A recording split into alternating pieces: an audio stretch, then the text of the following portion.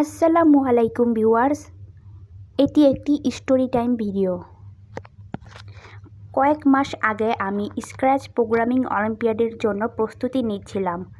আমার কাছে কোনো ল্যাপটপ বা কম্পিউটার নেই, তাই আমি আমার আন্টির বাসায় গিয়ে ওনার ল্যাপটপে প্রস্তুতি নিচ্ছিলাম। অলিম্পিয়াডের দিন আমি অলিম্পিয়াডে যাই। ওখানে সবাই ল্যাপটপ এনেছিল, আমি বাদে। সব বাচ্চারা এবং তার গার্জিয়ানরা আমার দিকে এমনভাবে তাকায় যেন ল্যাপটপ না থাকা অনেক বড় একটি অপরাধ। পরে অলিম্পিয়াডের স্টাফরা আমাকে তাদের ল্যাপটপ দিয়ে পরীক্ষা দিতে দেয়। সেদিন আমি খুবই অপমানিত বোধ করেছি।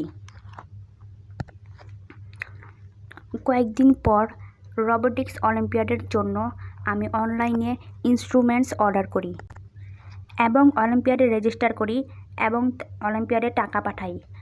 অলিম্পিয়াডে পার্টিসিপেট করার জন্য টাকা দেওয়া লাগে। অলিম্পিয়াডের দিন আমি আমার প্রজেক্ট নিয়ে ওখানে যাই, কিন্তু ওনারা আমাকে ডিসকোয়ালিফাই করে দেয় কারণ আমার ল্যাপটপ নেই। আমার মন ভীষণ খারাপ হয়েছিল। আমি এবং আমার বড় বোন অনেক অলিম্পিয়াডে পার্টিসিপেট করতে পারিনি, যেমন coding, cyber security, robotics, programming, আরও অনেক কিছু ছিল। শুধুমাত্র একটি ল্যাপটপ না থাকায় আমরা অনেক কিছু থেকে বঞ্চিত হয়েছি।